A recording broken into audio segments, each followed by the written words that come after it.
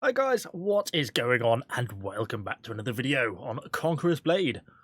So, we have finally got the third and final unit announced for the Season 7, the Viking season, and it's going to be the Sons of Fenrir. These are going to be a Tier 3, I don't really know what to call them, almost sort of wolf cult ninja type unit. So, they're supposed to be basically a very agile, stealthy style unit that's able to make use of sort of speed and camouflage to ambush its enemies. And it was kind of interesting to see some of the abilities they have in the video, plus some of the things they've written in the text, which gives us a little bit of an idea about some of the abilities it's going to have. I think the first thing to clear up is the fact that in the video we see them attacking a low tier unit of archers, and it seems like they don't actually kill them.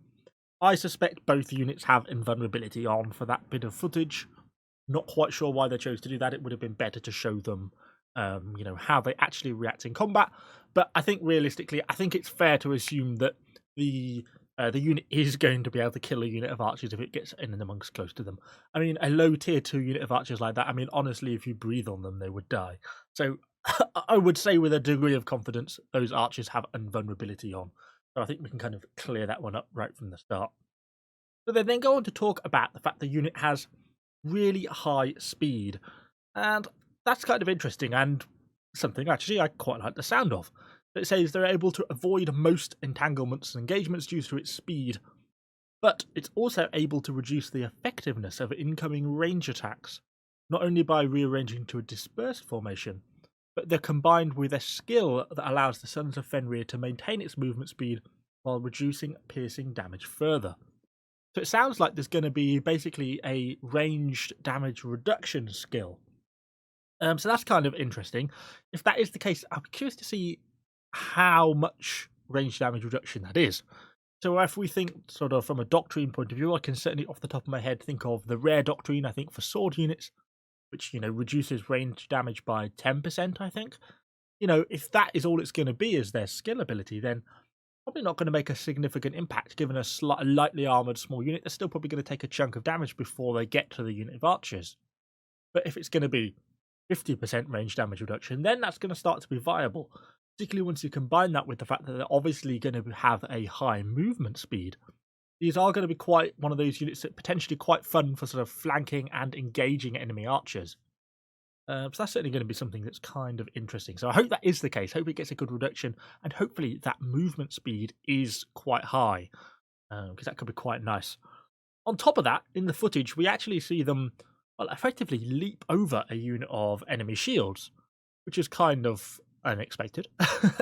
But we see them basically climb the front of the shields, hop over, and then turn and attack the shield unit from behind. That certainly opens up some interesting possibilities. We don't see really how effective that is in terms of, against a unit of stalwarts. Are they realistically going to be able to jump up, spin round, attack and kill a unit of stalwarts from behind?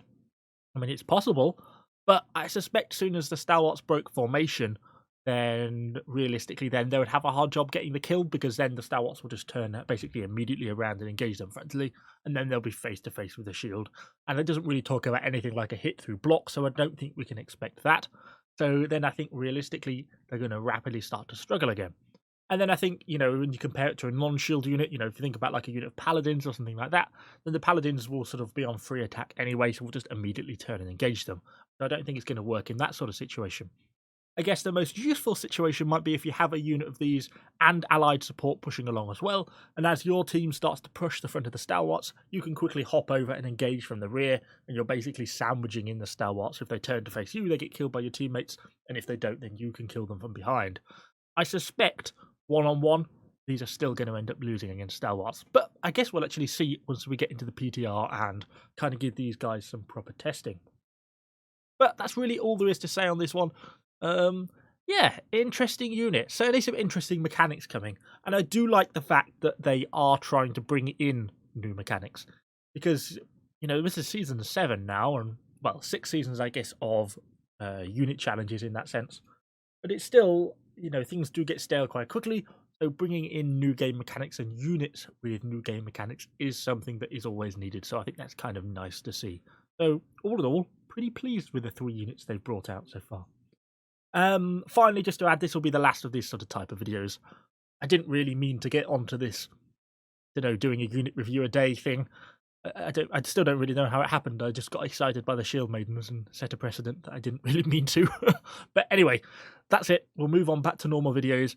I think we're probably looking at Paladins with Ironsides next, is kind of my plan. Although I have got an enlisted video, like a Battle for Normandy, because I wanted to check that out.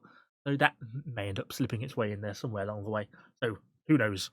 Something or other will come in 2 days. So thank you for watching, guys. Thank you for all the support, and I shall see you all on the next video.